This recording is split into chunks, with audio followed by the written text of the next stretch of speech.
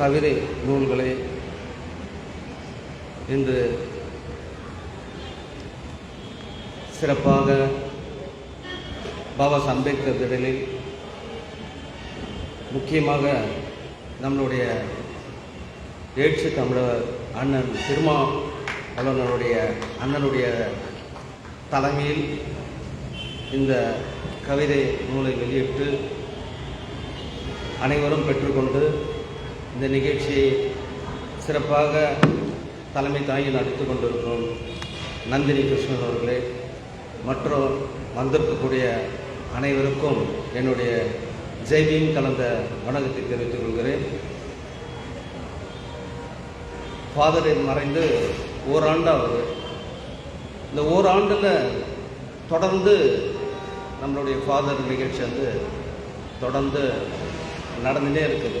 அது மாணவர் மத்தியில், கல்லூரி சார்பாக, காலேஜ் ஸ்டூடெண்ட் மத்தியில் அவர் நடத்தி வந்த அந்த நிறைய கலைக்குழு சார்பாக தொடர்ந்து இந்த நிகழ்ச்சி நடந்துகிட்டே இருக்குது.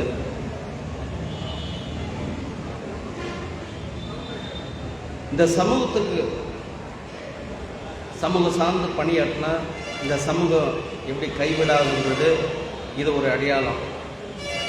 இவ்வளோ நம்ம தலைவருடைய தலைமையெல்லாம் இன்றைக்கி நடக்கிற இந்த நிகழ்ச்சின்றது பெரிய ஒரு அடையாளமாக நடந்துன்னு இருக்குது. இந்த சமூகம் எந்த அளவுக்கு நம்ம நேசிக்கிறோமோ அந்த அளவுக்கு சமூகம் ஒரு அளவுக்கெல்லாம் வச்சுருக்கு. அது யாராக இருந்தாலும் சரி. தாத்தா ரெட்டமலை சீனிவாசன் 152வது பிறந்த நாள் கொண்டாடும். அப்போ ரெட்டேரி ஓட்டேரி பகுதியில் விடுதலை சிறுத்தை இயக்கத்தை சார்பாக அன்றைக்கி கொண்டாடப்பட்டது. அன்றைக்கி பிஎஸ்பி எண்ணிக்கை பார்த்தீங்கன்னா அதை விட அதிகமாக ஒரு 1000 பேர் அன்றைக்கி கலந்துக்கணும். அடுத்த ஆண்டு பார்க்குறேன், போட்டியாக பார்க்குறேன் 5000 பேர் விடுதலை சிறுத்தை அடுத்த ஆண்டு அவருடைய நினைவு நாளில் பிறந்த நாளில் கொண்டாடுறோம். அப்போ 152 ஆண்டுன்னும் போது தாத்தாவை நம்ம பார்த்ததே கிடையாது, பழகுனது கிடையாது. ஆனால் 152 ஆண்டு கழிச்சு அவருடைய பிறந்த நாளை கொண்டாடணும் போது 3 தலைமுறை 5 தலைமுறை வந்திருக்கு. இந்த 5 தலைமுறை தாண்டிய தாத்தாவுடைய பிறந்த நாளை கொண்டாடணும் போது அவர் இந்த சமூகத்தை சேர்ந்த பணி, இந்த சமூக கைவிடாதுன்றது இது ஒரு அடையாளம். அதே போல் எங்கேயே 2400 கிலோமீட்டர் இருக்கக்கூடிய பாபா அம்பேத்கர் இனி அவருடைய புகைப்படம் இந்த திடலுக்கு பாபா அம்பேத்கருடைய பேரில் திடல் இருக்கு. எந்த நேரமும் அவரை பற்றி பேசினே இருக்கோம், எங்கே வேணால் பேசினே இருக்கோம். நாடு முழுக்க இன்னைக்கு பேசக்கூடிய ஒரு தலைவர் யாருன்னா பாபா அம்பேத்கர் தான். அப்போது இந்த சமூகத்துக்கு உண்மையாக வேலை செய்தால் இந்த சமூகம் எந்த அளவுக்கு நேசிக்குது, கைவிடாத அவங்கள போட்டுறது புகழ அப்படின்றது நம்ம கண் எதிர்க்க பார்த்துட்டே இருக்கோம். அதுபோல் இந்த சமூகத்துக்கு பணி செய்கிறவங்க ரொம்ப கடினமான விஷயம், சாதாரண விஷயம் கிடையாது. இந்த சமூக பணின்றது சாதாரண விஷயம்லாம் கிடையாது. ஒரு கட்சி இப்போ நடத்துகிறாங்க, அதோ தலித் அல்லாத இயக்கங்கள்லாம் ஆரம்பிக்கிறாங்க. இப்போ தான் கரப்ஷன்னாங்க இந்தியாவுடைய தலைநகரில் கரப்ஷன். என்ன கரப்ஷன்னா ஊழல் நடக்குது, பணம் ஊழல் நடக்குது, அங்கங்கே கரப்ஷன் இருக்குது. ஆர்டி ஆஃபீஸில் கரப்ஷன் இருக்குது, தாலுகா ஆஃபீஸில் கரப்ஷன் இருக்குது. இது போல் ஒரு பணத்தை வச்சு ஒரு கரப்ஷன் சொல்லி, பணம்ன்றது அந்த கரப்ஷன்ன்றது என் பாக்கெட்டில் இருக்கும். இந்த காசு நாளைக்கு பார்த்தீங்கன்னா யார் பாக்கெட்டில் தான் போவோம், அப்படியே புழக்கத்திலே இருக்கும் பணம். அந்த கரப்ஷன் சொல்லி ஒரு இந்தியாவுடைய தலைநகரத்தை பிடிச்சாங்க. இந்தியாவுடைய தலைநகரத்தை பிடிச்சாங்க. இன்னைக்கு பஞ்சாபை பிடிச்சிருக்கிறாங்க. அதுபோல் தலித் அல்லாதவர் எதை பேசினாலும் மக்கள் எது வேணா கேட்டுப்பாங்க, எது வேணா கேட்டுப்பாங்க, எதை பேசினாலும் கை கட்டுருவாங்க, எதை பேசினாலும் கை கட்டுவாங்க. ஆனால் ஒரு தலித்து தலைமையில் ஒரு இயக்கம் நடத்தணும்னா ரொம்ப கஷ்டம். ஏன்னா உண்மையாலுமே அந்த தமிழ்ன்றது, அந்த தமிழ் தேசியம், அந்த தமிழ் உணர்வு. அன்றைக்கி ஒரு பெட்டியில் பேசும்போது சொல்கிறார், என் மனத்தில் வாயில் திணிச்சுக்கிறோம், நான் அதெல்லாம் ஜாதியெல்லாம் விட்டு நான் தமிழ் தேசியம் பேசுகிறேன்னா நான் பேசுகிறதுக்கும் மற்றவங்க பேசுகிறதுக்கும் வித்தியாசம் இருக்குங்கிறார். நீ அப்படியெல்லாம் நம்ம பேசுகிறோம். யாரை வந்து எந்த ஊர்த்தவிலையும் வந்து பெரும்பான்மை வெகுஜன மக்கள் கிட்ட அதை போக மாட்டோம். அதை மீறிய நம்ம பேசினே இருக்கிறோம். அதை மீறி நம்ம அதை வலியுறுத்தினே இருக்கிறோம். ஏன்னா இன்னைக்கு நம்ம பேசல,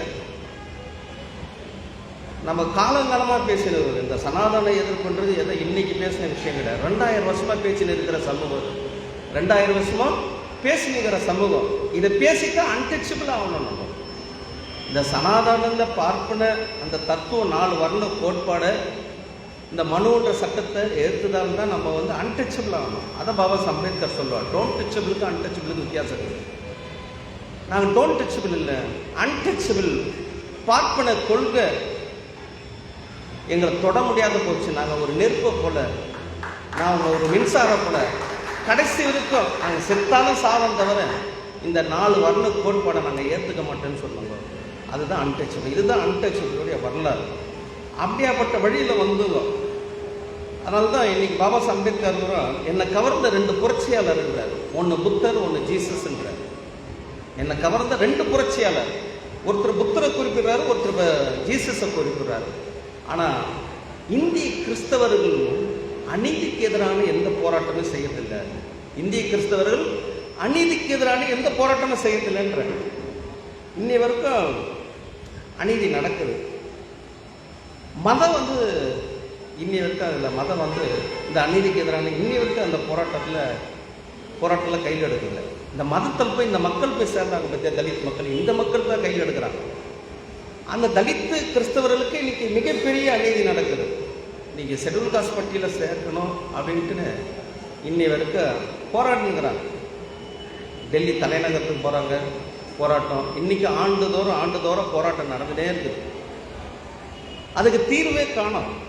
அதுக்கு தீர்வு இன்னி வரைக்கும் கிடையாது. என்னன்னும் போது நம்ம கிறிஸ்துவ மதத்தில் போய் சேர்ந்துருக்கோம். யார் போராட்டம் பண்ணணும்னா மதம் தான் கேட்கணும்.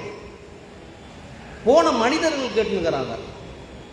அதனால தீர்வு கிடையாது. இன்னைக்கு ஒரு கட்சியில் ஒரு விடுதலை சிறுத்தை பொறுப்பாளர்களுக்கோ ஏதாவது ஒரு பிரச்சனைன்னா அண்ணன் தான் தலையிடணும், வருவங்களை காப்பாற்றணும். இன்னைக்கு அந்த தாண்டி விடுதலை சிறுத்தை இல்லை. இன்னைக்கு திமுகவில் இருக்கக்கூடிய அந்த ஷெட்யூல் காஸ்ட் மக்கள் இருந்தாலும் சரி, அண்ணா திமுக இருந்தாலும் அதுக்கு நம்ம சேர்ந்து போராட்டம் பண்ணுகிறோம். அநீதி நடக்குதுன்றதுக்காக நம்ம வந்து ஏகப்பட்ட தீண்டாமை பிரச்சனை, ஜாதி ஒழிப்பு பிரச்சனை எல்லாத்துக்கும் நம்ம தலையிட்டு நம்ம தான் அதை பாதுகாக்கிறோம். அதுபோல் அந்த மதத்தை தலித் மக்கள் போய் சேர்ந்தாங்க. அந்த மதம் பாதுகாக்கணும் அந்த மக்களை. இன்னும் அந்த மதம் ஒரு போராட்டம் கூட பண்ணது கிடையாது. தலித் கிறிஸ்தவர்களுக்கு இடஒதுக்கீடு வேணும்னு சொல்லிட்டு மதம் போராடல, மனிதர் தான் போராடுங்கிறாங்க. அதனால தான் இன்னி வரைக்கும் அது நீதியே கிடைக்கல. அதனால தான் பாபா அம்பேத்கர் அன்றைக்கே சொன்னார், இந்திய கிறிஸ்தவர்கள் அநீதிக்கு எதிரான எந்த போராட்டமும் செய்யறது கிடையாது. அதனால தான் நான் கிறிஸ்துவ மாறினா நான் போப்பான்றாக போகிறதில்ல, எனக்கு அங்கேயும் போராட்டம் இருக்குதுன்றார். இன்றைக்கி போராடினுக்கிறாங்க கிறிஸ்தவர்கள், இன்றைக்கும் போராடினுக்கிறாங்க. நான் இஸ்லாத் மாறினா நான் நவாப்பாக போகிறதில்ல, அங்கேயும் எனக்கு போராட்டம் இருக்குதுன்றார். நான் ஒரு கரையை விட்டு ஒரு கரையை தாண்டி போகிற விஷயம் இது விளையாட்டுத்தனமான விஷயம் இல்லை, குழந்தைத்தனமான விளையாட்டு இல்லை. நான் ஒரு கரையை தாண்டி போகணும். அதனால் வந்து நான் யோசிக்கிறதுக்கு எனக்கு டைம் கொடுங்கன்றார். ஏன்னா 35 சொன்ன உடனே எல்லாமே ஒரு சைடு போய்ட்டு ஐயா சீக்கிரம் ஆகிட்ட போகிறாரு, இன்னொருத்தர் போய் ஐயா முஸ்லீம் ஆக போகிறாரு, ஒருத்தர் போயிட்டு ஐயா கிறிஸ்தவர் ஆக போகிறான்றார். அப்போ அந்த விளக்கத்தை சொல்கிறார், ஒரு கரையை தாண்டி போகிறேன் நான், இந்த மக்களை வழி நடத்தி கொண்டு போனோம் அந்த கரைக்கு. அதனால் இந்த விஷயத்தை பதிவு பண்ணுறார். அப்படியாப்பட்ட பாபா சாஹேப் அம்பேத்கருடைய வழியில் வந்தவங்க நம்ம இன்றைக்கி வந்து மிகப்பெரிய பொறுப்பு இருக்குது. ஏன்னா நம்மளுக்கு தான் பொறுப்பு இருக்குது, அதிகமாக இருக்குது. ஏன்னா எதிர்காலம்லாம் ரொம்ப மோசமாக இருக்க போகுது. இன்றைக்கி நான் அண்ணங்கையில் அந்த புத்தகம் கொடுத்துக்கிறேன்னா 130 கோடி மக்களுடைய தலையெழுத்து அந்த புக்கு இருக்குது. அந்த தலையெழுத்து எழுதி வச்சுட்டு போயிருக்கிறார் பாபா அம்பேத்கர். அதுதான் அந்த முழுமையாக அந்த பொறுப்பாக கொடுத்து அந்த புக்கை அந்த மக்களுக்கு இன்னைக்கு. ஏன்னா எந்த விழிப்புணர்வு இல்லாத இருக்கிறாங்க. இன்னைக்கு வரலாறு பார்த்தீங்கன்னா கிறிஸ்து முன் கிறிஸ்து பிறகுன்னு ஒரு வரலாறு, ஒரு நபிக்கு முன்னாடி நபிக்கு பின்னாடி ஒரு வரலாறு இருக்குது. இந்தியாவோட வரலாறு பாபா அம்பேத்கர் சொல்லுவார், பௌத்தத்துக்கு பார்ப்பனத்துக்கு வேண்டிய போர் தான் இந்தியாவுடைய வரலாறுன்றார். அதுபோல் இன்னைக்கு அண்ணங்கிட்ட கொடுத்த அந்த புக் வந்து நவம்பர் 26 1949 அந்த புக்கை வந்து 25th அரசியல் தின சபையில் பாபா அம்பேத்கர் பின் டிராப்ஸ் அந்த உரை குரு பதிவு பண்ணியிருக்கிறோம், புக்கு வெளியிட்டிருக்கிறோம். 1.25 மணி நேரம் என்னை விட என் நாடு பெரியது, என் நாட்டை விட இந்த என் சமுதாயம் யார் 130 கோடி மக்கள். இது உரையாற்றி நாட்டுடைய ஜனாதிபதியாக இருக்கிற ராஜேந்திர பிரசாத், நாட்டுடைய பிரதமர் ஜவஹர்லால் நேருக்கிட்ட இந்த புக்கை ஒப்படைக்கிறார். ஒப்படைச்சிட்டு 20 ஆண்டில் இந்த புக்கை வந்து நான் கொண்டு வந்து இந்த தேர்ன்ற மாதிரி இதுதான் அண்ணங்கிட்ட கொடுத்ததான் தேர், இந்த கேரவான்ன்ற மாதிரி இதுதான். இதை வந்து 20 ஆண்டில் இதை நடைமுறைக்கு கொண்டு வந்துட்டீங்கன்னா நாட்டில் வறுமை ஒழிஞ்சிடும்ன்றார், ஜாதியற்ற சமூகம் உருவாகும்ன்றார். 20 ஆண்டில் கொண்டு வந்துருங்கன்றார்.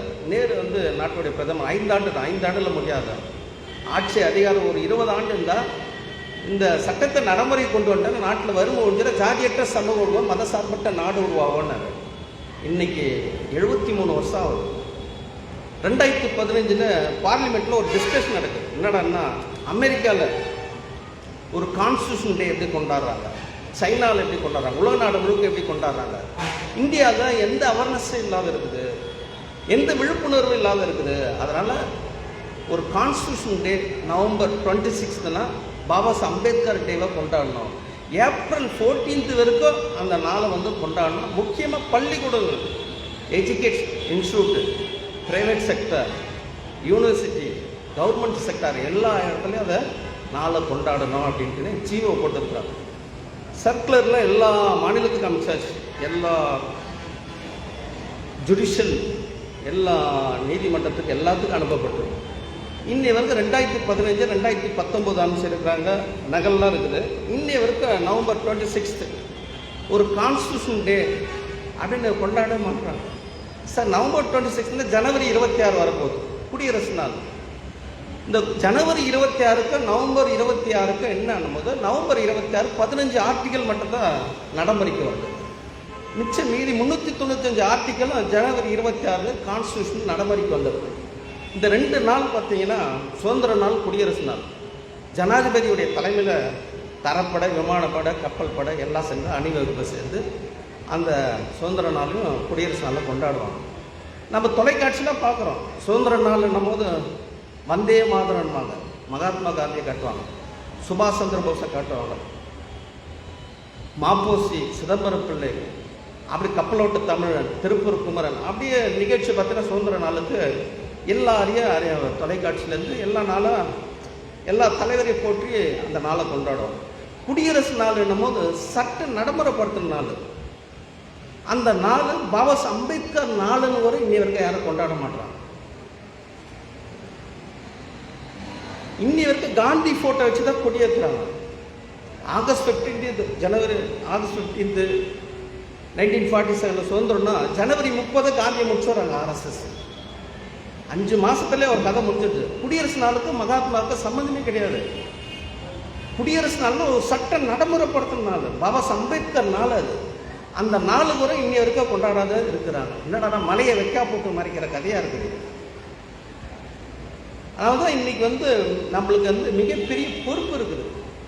ஏன்னா இந்த குடியரசு நாள் இந்த சட்டம் நடைமுறைப்படுத்தினா நாடு மக்கள் சட்டம்னு இன்றைக்கி பேசிக்கிறோம். இந்த சட்டத்துக்கு முன்னாடி இது 1950 ஜனவரி 26 நடைமுறைக்கு வந்தது. அதுக்கு முன்னாடி நாடு மக்கள் இருந்தது. என்ன சட்டம் இருந்தது? இப்போ 1 லட்சம் பிரதிநிதி போட்டு கொடுத்துனுக்கிறோம் பற்றியா, அந்த சட்டம் இருந்தது. மனுன்ற ஒரு சட்டம் இருந்தது. அந்த சட்டம் சொன்ன மாதிரி நம்மளுடைய சகோதரர் சொன்ன மாதிரி பாபா அம்பேத்கர் 1927 ஜனவரி 25 கொளுத்துறார். அவர் கொளுத்தும் போது பாபா சாஹிப் கொளுத்துல, பாபா சாஹிப் கூட இருக்கக்கூடிய ஒரு பிராமணர், பாபா சாஹிபுடைய தலைமையில் ஒரு பிராமணர், புத்ரேன்ற ஒரு பிராமணர் கொளுத்துறார். அதை என்ன சொல்லி கொளுத்துறாருன்னா, இந்த சட்டம் கடவுள் இன்னைக்கு பாருங்க, சபரிமலையில் பாருங்க, ஐயப்பன் சபரிமலை ஐயப்பனுக்கு பெண்கள் போகலான்னு சுப்ரீம் கோர்ட் ஆர்டர் போடுது. இன்னைய வரைக்கும் போக முடியலங்க. கம்யூனிஸ்ட் கூட ரூல் பண்ணுது. இன்னைய வரைக்கும் ஐயப்பன் சபரிமலைக்கு பெண்கள் போக முடியல. என்னடா கடவுள் பேரை சொல்லி பயமுறுத்துறாங்க. பெண்களே வந்து காலம் விழுறாங்க, போகாதீங்க, கடவுள் குற்றமாயிடும், கடவுள் குற்றமாயிடான்றாங்க. அப்போ நவீன இந்தியாவில் இன்னைக்கும் சபரிமலைக்கு பெண்கள் போக முடியல. அப்போ 73 வருஷத்துக்கு முன்னாடி பாபா அம்பேத்கர் இந்த பெண்கள் பற்றி பேசும்பொழுது 2000 வருஷமா இருக்கக்கூடிய பெண்கள் கட்டமைப்பு கடவுள் பேரை சொல்லி எப்படி உருவாக்கி வச்சிருக்கிறாங்க. கடவுள் சாமி பேரை சொல்லி எல்லாத்தையும் உருவாக்குறாங்க. அந்த சட்டம் என்ன உருவாக்கி இருக்கிறாங்க? அந்த சட்டம்னா பிரம்மாவுடைய தலையில் பிறந்தவன் பிராமணன், அவனுடைய தான் கல்வியெல்லாம் இருக்கான். பிராமணன் அல்லாத மக்கள் யாருமே கல்வியாளராக இருக்கக்கூடாது. அதனால இது மனித சமூகத்துக்கு எதிராக இருக்குது அப்படின்னு சொல்லி கொடுக்குறாங்க. பிரம்மாவுடைய தோளில் பிறந்த சத்திரியன் நாட்டு ஆட்சியாளராக இருக்கணும். அதனால் மற்றவங்களாம் ஆட்சி செய்யக்கூடாது. அதனால் இந்த மனித சமூகத்துக்கு எதிராக இருக்குதுன்னு சொல்லி கொடுக்குறாங்க. பிரம்மாவுடைய தொழிலை பிறந்த வைசியன், வியாபாரம் செய்கிற ஒரு வைசியர், அவங்களுடைய தான் வியாபாரம் செய்யணும்னா மற்றவங்களாம் வியாபாரம் செய்யக்கூடாது. அதனால் கொடுத்துறாங்க. சூத்திர மக்களாக இருக்கக்கூடிய பிசி, எம்பிசி, மைனாரிட்டி தமிழ்நாட்டில் பார்த்தோன்னா 252 சமூகம் இருக்குது. இந்த 3 பேருக்கு பணி செய்யணும். முதலையாரா நெசவாளர் வேலை செய்யலாம், தொழில் செய்யலாம், ஆனால் வியாபாரம் செய்யக்கூடாது. யாதவரா ஒரு பசு வணங்கக்கூடிய, கடவுளை வணங்கக்கூடிய அப்படின்னு ஒரு ஆச்சாரி வேலை செய்யலாம். வண்ணா நாவிதர் அப்படியே ஒரு சமூகத்துக்கு ஒரு தொழிலை கொடுத்து இந்த சூத்திர மக்களுக்கு கல்வி கிடையாது, அரசாட்சி கிடையாது, வியாபாரம் செய்யக்கூடாது, தொழில் செய்யலாம். இது போல ஒட்டுமொத்த மனித சமூகத்துக்கு எதிராக இருக்குது, ஒட்டுமொத்த பெண்களுக்கு எதிராக இருக்குதுன்னு சொல்லிட்டு அந்த மனு தர்ம சட்டத்தை கொளுத்துறாங்க. 27 கொளுத்தியாச்சு. 37, 47 இதே பாபா அம்பேத்கர் கிட்ட மனு கொளுத்தியாச்சு. மனித சட்ட எதிர்த்துக்கு பாபா அம்பேத்கர் கையில் வருது. அது வந்த பிறகு 1950 நடைமுறைப்படுத்தாச்சு. இந்த 1950 போது அதுக்கு முன்னாடி கான்ஸ்டியூஷன் முன்னாடி அது பின்னாடி நம்ம பார்க்க வேண்டிய அவசியம் இருக்குது. 50 குடியரசு நாள் ஆகிட்ட பிறகுதான் இன்னைக்கு பார்ப்பன அல்லாத மக்களுக்கு இன்னைக்கு எல்லாமே கல்வியாளராக இருக்கிறாங்கன்னா பாபா அம்பேத்கரால தான். இதான் உண்மை. அது ஆவணம் மாற்றியே சொல்லாது. ஏன்னா டாக்டர் ராம்தாஸ், பாட்டாளி மக்கள் கட்சி தலைவர் டாக்டர் ராம்தாஸ் அப்படின்னா அவங்க அப்பா டாக்டராக இருந்தாரா? டாக்டர் சேதுராமன் அவங்க அப்பா ஏதாவது டாக்டர் இருந்தாருன்னா வரலாறே கிடையாது. இந்த வரலாற்றை உருவாக்கி கொடுத்த நாள் தான் அந்த புத்தகம் தான். அதில் தான் தலையெழுத்து இருக்குதுன்ற. இந்தியா முழுக்க இருக்கக்கூடிய பார்ப்பன அல்லாத மக்களுக்கு எல்லாருக்கும் கல்வி கொடுத்தது தான் அந்த புத்தகம். அரசாட்சி சத்திரியர் தான் நாட்டு ஆளணுன்றாங்க. நம்ம அந்த காலத்தில் சினிமா படம்லாம் பார்த்துருப்போம். மன்னர் வராருன்னா நம்ம காலத்துலையும் பார்த்துருப்போம். மன்னர் கூட குட்டி இளவரசர் இருக்கார். அந்த இளவரசன் எங்கன்னா இளவரசி வயிற்றில் தான் பிறக்க முடியும், ராணி வயிற்றில் தான் ராஜா ராணியை பிறக்க முடியும். இதான் 4 வரல கோட்பாடு. இதான் மனு சொல்லுது. அப்படியாப்பட்ட பாபா அம்பேத்கர் அந்த மனிதத்தில் இருக்கிற பற்றியா, 1 மேன் 1 ஓட்டு 1 வேல்யூ. எல்லாருக்கும் வாக்குச்சிட்டு வாக்குப்பட்டியில் தான் ராஜா ராணி எழுதணும்னு எல்லாரும் தலையெழுத்து எழுதிட்டாரு. இன்னைக்கு எல்லாமே பார்த்தீங்கன்னா 54 ஒரு எளிமையானவர், நேர்மையானவர், ஒரு காமராஜர் முதலமைச்சர் ஆனார். காமராஜர் அப்பா என்னவா இருந்தாருன்னு நம்ம பார்க்கணும். காமராஜர் அப்பா எதனா அரசியல் அதிகாரத்தில் எதனா இருந்தாருன்னா வரலாறு கிடையாது. பக்தவச்ச முதலியார். ஏன்னா 52 வரைக்கும் ராஜகோபால ஆச்சார் 53 தான் ராஜினாமா பண்ணிட்டு ஓடுறாரு. ராஜகோபால ஆச்சார் ராஜினாமா பண்ணிட்டு ஓடினார்னா எதுக்கு ஓடினாரு? குலக்கல்வி திட்டம் எல்லா பள்ளிக்கூடத்தையும் மூடினாரு. மெக்காலா கல்வி திட்டத்தை வெள்ளக்காரன் இருந்த கல்விகள்லாம் எல்லாத்தையும் மூடிட்டு அவன் குலத்தொழிலுக்கு போங்க அப்படின்னு எல்லாரையும் அனுப்பிச்சு விடுறாரு. மிகப்பெரிய போராட்டம். அந்த போராட்டத்தில் வெற்றி பெற்றாங்க. தமிழ்நாட்டில் இருக்கக்கூடிய இயக்கம் வெற்றி பெற்றது. அந்த வெற்றிக்கு ஆயுதமாக இருந்தது எதுக்குறான்னா பாபா சாஹிப் எதுனா அரசமைப்பு சட்டம் தான் ஆயுதமாக. ஏன்னா அதில் 6 வயசுலேருந்து 14 வயசு இருக்கக்கூடிய சிறார்களுக்கு கட்டாய இலவச கல்வி கொடுக்கணும்னு சொல்லிட்டு அது மேலே சத்தியபிரமணம் பண்ணிட்டு வந்துட்டார் ராஜகோபாலாச்சாரி. அவருக்கு எதிராக செயல்பட முடியாது. அதனால் ராஜினாமா பண்ணிட்டு போன பிறகு ஒரு 53ல் 54ல் ஒரு காமராஜன் ஒரு நேர்மையான எளிமையான ஆட்சியாளர் ஆவனார்னா அது பாபா அம்பேத்கர் தான் காரணம். இந்த நூல் தான் அண்ணங்கிட்ட கொடுத்துருக்க அந்த புக்கு தான் காரணம். அப்போ கல்வி கிடச்சிது, அரசாட்சி கிடச்சிது. இன்னைக்கு வியாபாரன்றது வைசியர்ன்றது இங்கே வாணி செட்டின்னு வாங்க. பாரிஸ் எதிர்க்கெல்லாம் போய் பார்த்தீங்கன்னா செட்டியார் பேர்லேயே தெரு இருக்கும். அன்றைக்கி ஒரு வாரத்துக்கு முன்னாடி ரெட்டில்ஸில் கூட போய் பார்த்தா 10,000 வியாபாரிகளாக இருக்கிறாங்க. அங்கே ஒரு காலத்தில் பார்த்தீங்கன்னா ரெட்டில்ஸில் வாணி செட்டி தான் அங்கே ஜவுளி கடையா நகை கடையா எந்த வியாபாரம் இருந்தாலும் அந்த வாணி செட்டி தான் வியாபாரம் செய்வாங்க. அப்படி போனேன்னா அகர்வால், கெஜ்ரிவால் அதானி, அம்பானி, டாடா, பிர்லா, மோடி, பட்டேல் எல்லாம் வந்து வைசியர், இதெல்லாம் தொழில் செய்கிற இவங்க தான். இப்போ அவங்க ஒண்டி தான் தொழில் செய்ய வேண்டியது இருந்தது. இன்றைக்கி எல்லாரும் தொழில் செய்கிறாங்கன்னா, இன்றைக்கி எல்லா வியாபாரத்தில் பிஸ்னஸ் மேனாக இருக்கிறாங்கன்னா இந்த நூல் தான் எல்லாரையும் மாற்றுச்சு. இனி அப்படியாப்பட்ட நூல் வெளியிட்டுக்கிறாரு நம்மளுடைய அண்ணன். பெண்களை பற்றி அப்படின்னும் போது நம்ம பேசுறதெல்லாம் வேணாம். இப்போ யூடியூப்லலாம் பார்த்தா அங்கங்கே ஆரிய சமயம், பிராமண சமயத்தில் 100% பிராமணர்கள் இருக்கிறாங்க பற்றியா அவங்க பேசுகிறாங்க. என்னடா 8 வயசுல ஒரு பெண்ணை வயசுக்கு வரத்துக்கு முன்னாடி திருமணம் பண்ணணும், வயசுக்கு வரத்துக்கு முன்னாடி திருமணம் செய்யணும். அப்படி திருமணம் பண்ணலன்னா தகப்பனுக்கு பனிஷ்மெண்ட் என்னடான்னா ஆடு மாட மாசம் தியானம் பண்ணணும். முக்கியம் இன்னும் ஒரு கேவலமான பனிஷ்மெண்ட்டுக்கு அதை சொல்ல முடியாது நம்மளால. அப்போது ஒரு 8 வயசில் ஒரு திருமணம் பண்ணி கொடுத்துடணும் பெண்கள். அப்படி பண்ணலன்னா அவ்வளோதான். ஒரு திருமணம் ஆன பெண்ணு கணவன் இறந்துட்டான்னா ஒரு நாளைக்கு எந்த ஆம்பளை கூட, தகப்பனாக இருந்தால் கூட தங்கக்கூடாது, சகோதரன் இருந்தால் கூட தங்கக்கூடாது. அதான் உடன்கட்டன்வாங்க. அதுக்கப்புறம் வெள்ளைக்காரன் போட்ட சட்டத்தில் அதுக்கப்புறம் அவங்களே ஒரு மாற்றி மொட்டை அடித்து வெள்ளை புடவை கட்டி அவ்வளோதான். நாயை விட கேவலமாக வச்சுன்னு இருப்பான். இன்றைக்கி அப்படியாப்பட்ட 4 செவத்தில் இருக்கக்கூடிய பெண்கள் ஏன் 30-40 ஆண்டு முன்னாடிலாம் நல்லா ரோட்டு வெளியில் நின்றுனா யாருன்னா ஒரு பெண்கள் ஒரு பேக் எடுத்துன்னு ரோட்டில் அப்படி போயிட்டா போதும். வேலைக்கு போனாலே பார்த்தியா திமுறா போகிறா, பார்த்தியா வீட்டில் இருக்கிற ஆம்பளைங்க சரியில்லை. வேலைக்கு போகிற பெண்களை திருமணம் செய்ய மாட்டான், யாரும் வீட்டுக்கு அடங்க மாட்டான்னுவான். ஒரு பெண்ணை திருமணம் செய்யும் போது அந்த வீட்டில் கல்யாணம் பண்ணி விட்டு வரும்போது செத்தாலாம் சாவனம் தவிர இங்கே தான் சாவனம்னு சொல்லிட்டு வருவான். அப்படியெல்லாம் ஒரு கட்டமைப்பு இருக்குது. இன்னைக்கு பெண்களுடைய விடுதலை, இன்னைக்கு மறு திருமணத்துலேருந்து, விவாகத்துலேருந்து, சொத்து இழப்புகள்லேருந்து, தத்தெடுக்கிற உறவுலேருந்து எல்லா பெண்களுடைய நாட்டில் 130 கோடி, இன்னைக்கு 70 கோடி மக்களுடைய பெண்களுடைய விடுதலைன்றது அந்த புத்தகம் தான். இதை நம்ம சொல்லணும்.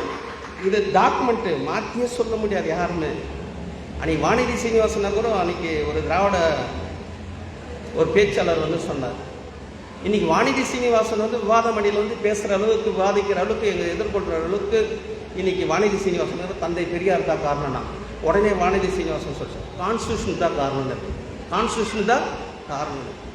இப்போ அந்த இடத்துல நம்ம சகோதரியில் போனாங்கன்னா கேட்கலாம், மம்தா பானர்ஜிக்கு யார் காரணம், சுஷ்மா சிவராஜ் யார், பிரியா காந்தி, சோனியா காந்தி, அப்படியே பெண்கள் பற்றி எல்லாரும் சொல்லின்னு வந்துட்டே இருக்கலாம்.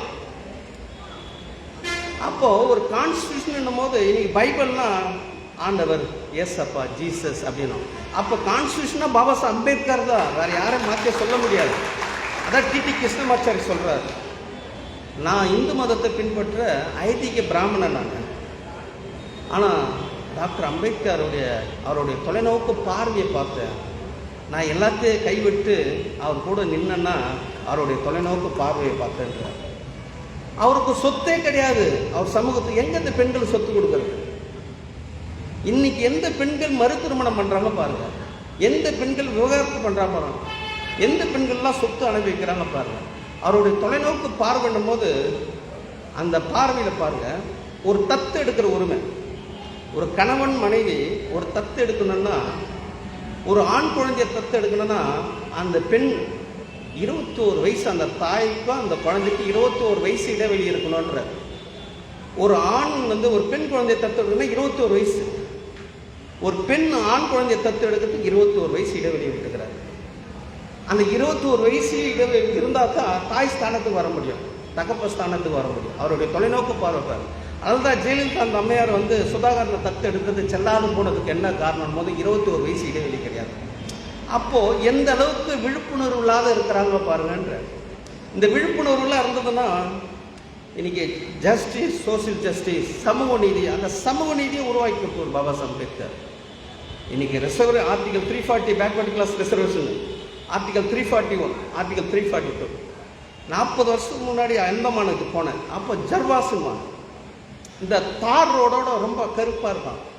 ஆணு பெண்ணு உடை இல்லாத அப்படியே வாழைப்பழம், பிரெட்டு, இதை வாங்கிறதுக்கு அங்கே லைன் நின்றுப்பாங்க, நிர்வாணமாக இருப்பாங்க. ஒரு 40 வருஷத்துக்கு 30 வருஷத்துக்கு முன்னாடி நான் போனேன் அந்தமானுக்கு. அப்போது 75 வருஷத்துக்கு முன்னாடி அந்த மக்கள் எப்படி இருப்பாங்க பாருங்க. ஏன்னா 40 வருஷத்துக்கு முன்னாடி இங்கேருந்து பெரியபாளையம் போகிறதுக்கு ஒரு நாள் ஆகும். அப்போது ட்ரைபல்ன்ற மக்கள் எப்படி இருந்திருப்பாங்க பாருங்க, உடை இல்லாத, கலாச்சாரத்தில், பண்பாடில் நம்மளுக்கு அவங்க வேறுபட்டு 100% டிஃப்ரெண்ட் இருக்கும். அப்படியாப்பட்ட சமூகத்தை இன்னைக்கு வந்து சட்டத்தில் வந்து பாபா சாஹேப் அம்பேத்கர் இணைச்சதால தான் ஆர்டிகல் 341 ஷெட்யூல் ரைட் அந்த மக்களுக்கும் மனிதத்தை கொடுத்ததால தான் இன்னைக்கு ஜனாதிபதியாக முடிஞ்சது. அப்போ அவருடைய தொலைநோக்கு பார்வை பாருங்க, அவருடைய தொலைநோக்கு பார்வை. அதனால் பாபா சாஹேப் அம்பேத்கர்ன்றது ஏதோ 8 மணி நேரம் வேலை வாங்கி கொடுக்குறாரு தொழிலாளருக்கு, அரசியல் சட்டத்தை எழுதிட்டாரு, கோணி பையில் உட்காந்தாரு, மாட்டு வண்டியில் பிடிச்சி தள்ளி விட்டாங்க. சாதாரணமாக பேசிட்டு போகிற விஷயம் கிடையாது. ஏன்னா ஒரு பர்சனாலிட்டி, இப்போ அண்ணனுடைய பர்சனாலிட்டி உருவாக்குறதுக்கு எவ்வளோ கஷ்டன்றது பார்த்துருக்கீங்க, அவருடைய பேச்சிலெல்லாம் பார்த்துருக்கீங்க. எங்கள் அப்பா என் தகப்பன் என்ன பண்ணார், தாய் என்ன பண்ணாங்க, நான் எப்படி படித்தேன், சென்னைக்கு வந்து சட்டக்கல்லூரி எப்படி படித்தேன், அப்படி ஒரு பர்சனாலிட்டி உருவாக்குறதுக்கு எவ்வளோ கஷ்டப்படுறது. அதுபோல் ஒரு டாக்டர் ஆகணும் சார், ஐஏஎஸ் ஐபிஎஸ் என்ன பர்சனாலிட்டி உருவாகணும்னாலும் சரி, ஒரு தனி மனிதனும் பெரிய கஷ்டம். ஆனால் நாட்டில் 130 கோடி மக்களுக்கு ஒரு பர்சனாலிட்டி உருவாக்கி கொடுத்துட்டு போய்கிறார் பாபா சாஹேப் அம்பேத்கர். இந்த பர்சனாலிட்டியில் தான் எல்லாமே மாற்றம் ஏற்பட்டது. இப்போ கலைஞர் 5 முறை முதலமைச்சர் ஆனார், அவங்க அப்பா என்னவா இருந்தாருன்னு பார்ப்போம். அவங்க அப்பா என்னவா, அப்போ யார் உருவாக்குன்றது? இந்த திராவிட மாடல்ன்ற மாதிரி, இந்த திராவிட மாடலே உருவாக்குறது நம்ம ஜெய்வி மாடல் தான் உருவாக்கு. ஒரு மாற்றமே இன்னைக்கு அரசியல், அதிகாரம், வியாபாரம், இன்னைக்கு பெண்கள் விடுதலை எல்லாமே நம்ம உருவாக்கணும் தான். இது ஆவணம். இது போல் மேடையிலெல்லாம் பாபா சாஹேப்லாம் பேசிட்டு போல, பாராளுமன்றத்தில் பேசி ஆவணப்படுத்திட்டு போய்க்கிறார். அதில் பார்த்தீங்கன்னா அந்த 5 வால்யூம் மெஜாரிட்டியாக பார்த்தீங்கன்னா அந்த ஒரு வால்யூம் மட்டும் பெண்கள் சம்பந்தப்பட்ட விஷயமா இருக்கும். இந்து கோட், அது பேர், அந்த மசோதா பேர் இந்து திருத்த மசோதா. இந்து மதத்தை திருத்தம் கொண்டு வராங்க. என்ன திருத்தம்? இந்த பெண்களை பற்றி பேசும்போது சொல்கிறாங்க, நேரத்தை அதிகமாக எடுத்துக்காதீங்க, நேரத்தை சேமிக்கிற மாதிரி பேசுங்க அரசியல் சபையில். இது படிங்க, நான் கொண்டு வந்தது படிங்கன்ற. இதை படிச்சிங்கன்னா விவாதம் பண்ணுறதுக்கு நல்லா இருக்கும். நேரத்தை சேமிக்கிறோம்னா, நேரத்தை சேமிக்கணுமா, இதை வாபஸ் வாங்கிக்கோங்கன்றாங்க. அது அளவுக்கு அதிகமான சேமிப்பாயிடும், நீங்கள் எப்படி கேட்டாலும் நான் பதில் சொல்கிறேன்றார். ஏன்னா அன்னைக்கு 75 ஆண்டுக்கு முன்னாடி பெண்கள் போது 4 செவத்தில் இருக்கக்கூடிய பெண்கள், 3 ஆண் ஆதிக்கத்தில் இருக்கக்கூடிய பெண்கள். 3 ஆண் ஆதிக்கம் என்னன்னா, குழந்தை பருவத்தில் தகப்பனுடைய பாதுகாப்பு இருக்கும், திருமணம் ஆகிட்ட பிறகு கணவனுடைய பாதுகாப்பு இருக்கும், கணவனை இறந்துட்டோன்னா மகனுடைய பாதுகாப்பு இருக்கும். இந்த 3 ஆண் ஆதிக்கத்தில் இந்த பெண்கள் இருக்கிறான்றாங்க. அப்படியாப்பட்ட பெண்களை பற்றி பேசும்போது ராஜேந்திர பிரசாத் இந்த இந்து கோட் பில் மசோதா இது நடைமுறைக்கு வந்ததுன்னா நான் ஜனாதிபதி பதவியை ராஜினாமா பண்ணுவேன்றார். மந்திரி சபையில் மெஜாரிட்டியாக இருக்கக்கூடிய எல்லாமே எதிர்க்கிறாங்க. நேரு ஒண்டி ஆதரிக்கிறார். வெளியில் சங்கராச்சாரிய தலைமையில் பெண்கள் மாநாடு நடத்தி பெண்கள் அபச்சாரம், பெண்கள் வெளியே வருதா,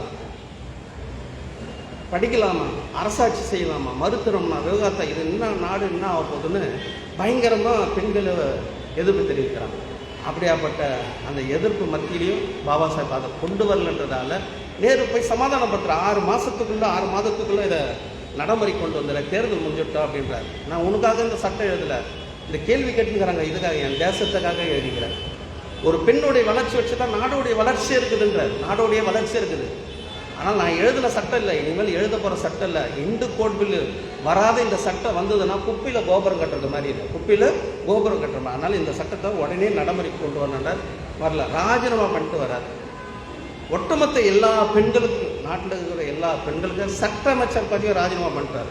பிற்படுத்தப்பட்ட மக்களுக்காக, காஷ்மீர் பிரச்சனைக்காக, மொழிவாரி பிரச்சனைக்காக, மைனாரிட்டி மக்களுக்காக, ஒரு காரணத்துக்காக ஷெட்யூல் காஸ்ட் மக்களுக்காக கிடையாது. ஏன்னா ஷெட்யூல் காஸ்ட் மக்களுடைய விடுதலைன்றது முன்கூட்டியே கிடைக்குது. பொலிட்டிக்கல் ரிசர்வேஷனாக 1932 கிடைக்குது.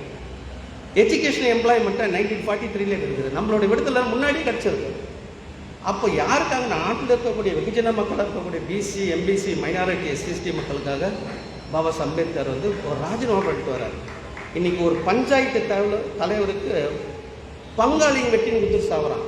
நிறைய பேப்பரில் பார்க்குற கவுன்சிலர் வெட்டி கொலை, யாருன்னா சொந்தக்காரங்க, பஞ்சாயத்தில் வெட்டி கொலை, சட்ட அமைச்சர் பதவியை ராஜினாமா பண்ணிட்டாரு. அதனால் நம்மளுடைய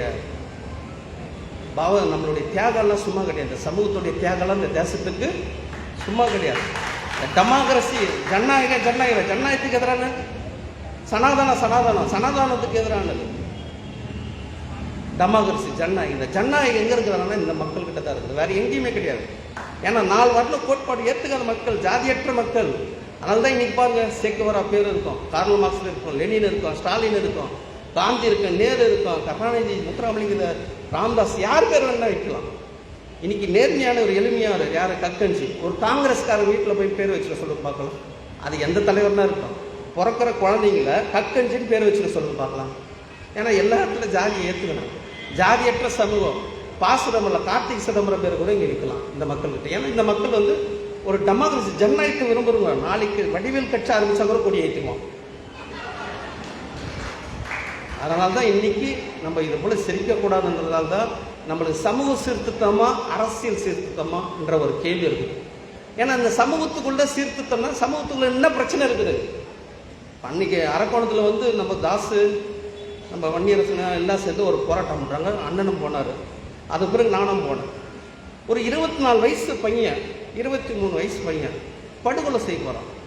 அது யாருன்னு பார்த்தீங்கன்னா அதே 24 வயசு 22 வயசு உள்ள 20 பேர் வெட்டி கொள்றான். எச் ராஜா சொல்கிற மாதிரி பார்த்தீங்கன்னா அவனே இந்தியன், இவனே இந்தியன். என்ன பிரச்சனை ரெண்டு பேருக்கும்? இவனா ஜமீன்தாரா, இவனா நாட்டாம நவாப்பா, ஒன்றே கிடையாது. இவன் மாட்டுக்கறி சாப்பிட்டா அவன் பன்னிக்கறி சாப்பிட்றான். இன்னைக்கு அரையர்களோட ஒரு படி கீழே இருக்கிறாங்க வன்னியர். இதில் கல்வியில் 2 படி கீழே இருக்கிறாங்க. எம்ப்ளாய்மெண்ட்டில் நிலன்றது 500 ஏக்கர் 200 ஏக்கரில் கொஞ்சம் சென்ட் கணக்கில் தான் வச்சுன்னு இருப்பாங்க. அப்படியாப்பட்ட சமூகத்துக்குள்ள என்ன பிரச்சனை? இவனே இந்தியன் அவனே இந்தியன், நடுவில் என்ன பிரச்சனை? ஜாதி தான் பிரச்சனை. இதை தான் நம்ம பேசுகிறோம். இவனை இந்து அவனை இந்து, நடுவில் என்ன பிரச்சனை? ஜாதி தான் பிரச்சனை. இவனும் திராவிடன் அவனும் திராவிடன், இவனும் தமிழன் அவனும் தமிழன், நடுவில் என்ன இருக்குதுன்னா ஜாதி தான் பிரச்சனை.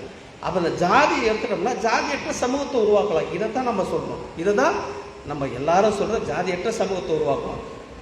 அதனால் தீண்டாமை ஒழிப்பு, ஜாதிய ஒழிப்பு தொடர்ந்து நம்ம பேசிட்டு இருக்கோம். அதனால் இன்னைக்கு இருக்கக்கூடிய எதிர்காலம் ரொம்ப மோசமாக இருக்கட்டும். இந்த பாக்கெட்டில் இருக்கிற பிளானா 30 வருஷம் கட்சி இருக்குமான்னா டவுட்டு தான். நியூ எஜுகேஷன் பாலிசிலாம் படிச்சிங்கன்னா அவ்வளோதான். 5ஆம் கிளாஸில் படிப்பேரில் ஸ்கில் டெவலப்மெண்ட்டு. என்ன ஸ்கில் டெவலப்மெண்ட்டு? அப்போ குலத்தொழில்னாங்க, குலக்கல்வினாங்க. இன்றைக்கி ஸ்கில் டெவலப்மெண்ட் ஆங்கிலத்தில் சொல்கிறோம். என்னடான்னா போய் 5ஆம் கிளாஸ் ஃபெயில் ஆகிட்டா தோட்ட வேலை செய்யணும், எலக்ட்ரிஷியன் வேலை செய்யணும், பிளம்பர் வேலை செய்யணும், கொத்தனார் வேலை செய்யணும், டைல்ஸ் ஓட்டணும், டைல்ஸை துடைக்கணும், டிரைவிங் வேலை செய்யணும். இதுதான் ஸ்கில் டெவலப்மெண்ட். அதனால் எதிர்காலம் ரொம்ப ரொம்ப ரொம்ப மோசமாக இருக்கும். நம்மளுக்கு கிடச்ச இந்த கல்வி, இந்த எம்ப்ளாய்மெண்ட், இந்த 2ஆல் தான் ஒரு மாற்றமே ஏற்பட்டுருந்துச்சு சமூகத்தில். இந்த 2 இன்றைக்கி வந்து மத்திய அரசு, பிஜேபி அரசு, ஆர்எஸ்எஸ் அரசு, எது வேணால் சனாதன அரசு, எது வேணால் சொல்லலாம். இன்றைக்கி வந்து எல்லாமே இன்றைக்கி வந்து எல்லா எம்ப்ளாய்மெண்ட்டு, இன்றைக்கி எஜுகேஷனு, இதை பிடிங்கிட்டோம்னா அதுக்கப்புறம் இந்த கூட்டம்லாம் நடக்காது. யாரும் பேசிக்க மாட்டோம், என்ன ஏதெல்லாம் தெரியாது. அதனால் இதை வந்து நம்மக்கிட்ட இந்த பிடுங்கிறதுக்கு பார்க்குறோம். இதை பாதுகாக்கிறதுக்கு தான் உங்களுக்கு அரசியல் தேவை. இது பாதுகாக்கிறது தான் அரசியல் தேவை. அப்போ சமூக சீர்திருத்தம் நம்மக்கிட்ட, சமூகத்துக்குள்ளே என்ன பிரச்சனை? ஜாதி தான் பிரச்சனை. அது நம்மக்கிட்ட கிடையாது. மற்றவங்கிட்ட இருக்குது. அவன் தான் பேசணும், ஜாதியை பற்றி அவன் தான் பேசணும். பேச வேண்டிய அவசியம் தான் இருக்குது. சிதம்பரம் தொகுதியில் போட்டிடுறாரு, பக்கத்தில் ஒட்டின மாதிரி திருச்சி தொகுதி. எவ்வளோ லீடிங்? 4 லட்சம் ஓட்டு லீடிங். நாங்கள் போய் கேட்குறோம் சிதம்பரம் தொகுதியில் டாக்டர்ஸு, இது போல் வந்து நாங்கள் போட்டியில் எங்களுக்கு ஓட்டு போடுங்கன்னா, நாங்கள் இங்கே யானைக்கு போட்டால் அங்கே பானைக்கு போடாத போயிட்டு என்ன பண்ணுறதுன்னு சொல்லிட்டு நாங்கள் கை சின்னது தான் போகணும், அப்போ தான் அங்கே பானைக்கு போடுவாங்கன்ட்டு அவ்வளோ உறுதியாக இருந்தாங்க டாக்டர்ஸ். எம்எம்டின்ற ஒரு டாக்டர்ஸ். அப்போ படித்தவங்களே அப்படி இருக்கும்போது ஒட்டுமொத்த சமூகமாக அப்படியே ஓட்டு போட்டது. என்னடான்னா நம்ம அங்கே பானைக்கு ஓட்டு போடணுன்ட்டு ஒட்டி சிதம்பரம் ஒட்டி பெரம்பலூரில் அங்கே பார்த்தா 4,12,000 ஓட்டு லீடிங். வடச்சென்னை 3,80,000. 2 கம்யூனிஸ்ட் 2,84,000, 70, 22,000 ஓட்டு லீடிங். ஆனால் நம்ம குறைந்தபட்சம் ஓட்டு. அப்போ இந்த சமூகத்துக்கு என்ன பிரச்சனைன்னா ஜாதி தான் பிரச்சனை. அப்போ சீர்திருத்தம் பண்ண வேண்டியது அவங்க தான் பண்ணணும். மற்ற திமுக கட்சி அவங்க தான் சீர்திருத்தம் பண்ணணும் சமூகத்தை. ஏன்டா ஜாதி? அவங்களாம் ஓட்டு போடலடா, அவங்க ஓட்டு போட்டு ஆட்சி அதிகாரம் நம்ம கையில் கொடுக்கலடா. உங்களுக்கு என்னடா ஜாதி இருக்குது? என்னடா கட்சியில் பொறுப்பு இருக்குது? என்னடா பொறுப்பு? எல்லாம் கட்சி விட்டு நீக்கணும். அவங்களுக்கு தான் அந்த பொறுப்பு இருக்குது. காங்கிரஸுக்கு இருக்குது, கம்யூனிஸ்ட்டுக்கு இருக்குது, எல்லாருக்கும் இருக்குது. எங்ககிட்ட ஜாதியே கிடையாது. எங்களுக்கு எதுக்கு சமூகம்? நாங்கள் சீர்திருத்தம், நாங்கள் அரசியல் சீர்திருத்தத்தை தான் பண்ணோம் நாங்கள். ஏன்னா இந்த சமூகம் நாளைக்கு வடிவேல் கட்சி ஆரம்பித்தா கூட கொடி ஏற்றுவாங்க. இன்னைக்கு 2000 பொய் பேசுகிறாங்க, கை தட்டுறாங்க. 2000 பொய் பேசுகிறாங்க, கை தட்டுறாங்க. AK-47 74 சுட்டுன்றாங்க. கறியை சாப்பிட்டேன்றாங்க, என்னென்ன கறியெல்லாம் சொல்கிறாங்க, அதுக்கெல்லாம் கை தட்டுனுக்கிறோம். நம்ம அதுக்கெல்லாம் கை தட்டுனுக்கிறோம். அதனால் நம்ம பலரால் ஏமாற்றப்பட்ட சமுதாயம். அதனால் நம்ம ரொம்ப ஜாக்கிரதையாக அந்த சமூகத்தை வழிநடத்தணும். ஏன்னா அரசியல் சீர்திருத்தம் மஸ்ட்டு.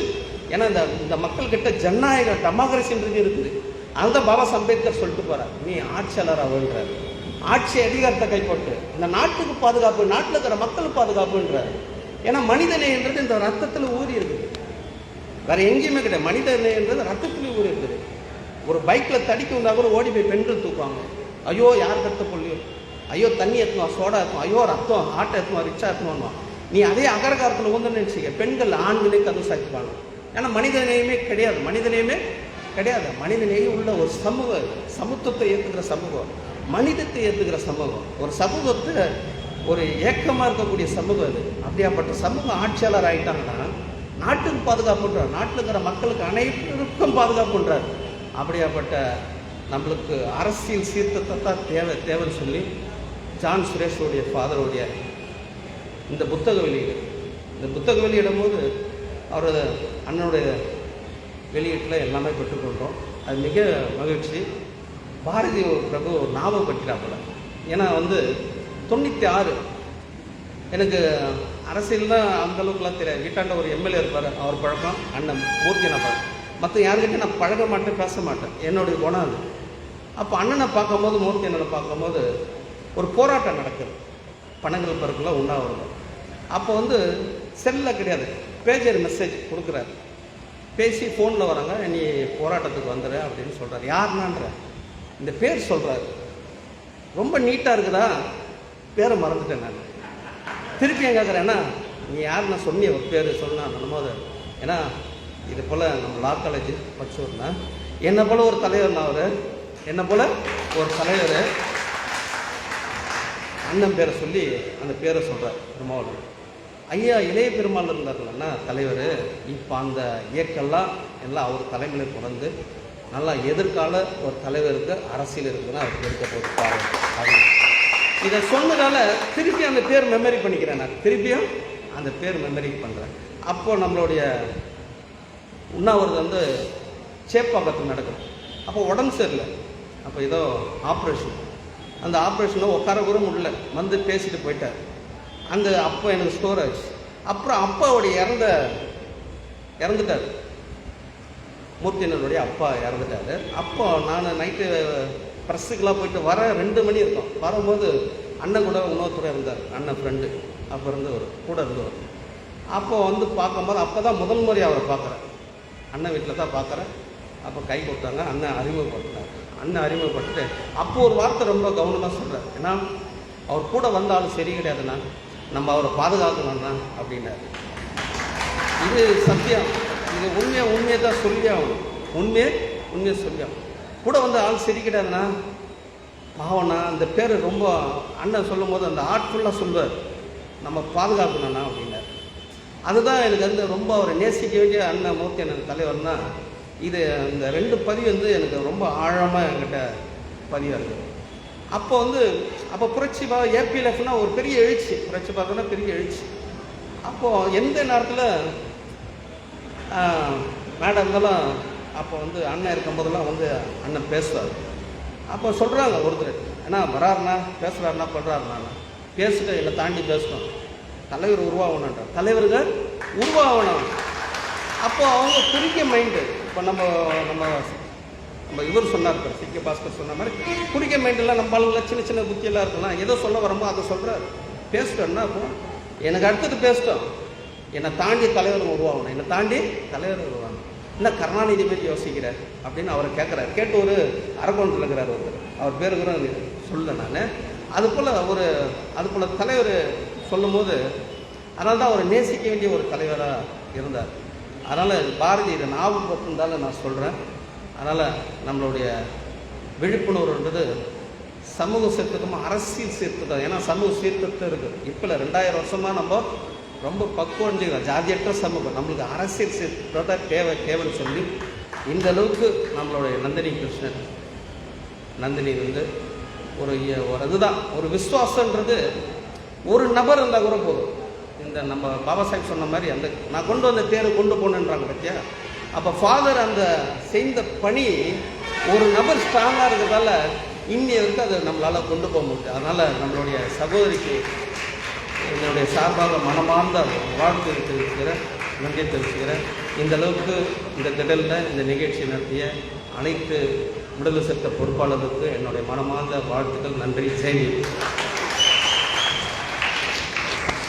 அண்ணன் பண்பாட்டு தலைவர் அவர்களுக்கு விடுதலை சிறுத்தைகள் கட்சி சார்பாகவும் பௌத்த பண்பாட்டு குழு சார்பாகவும் நன்றி.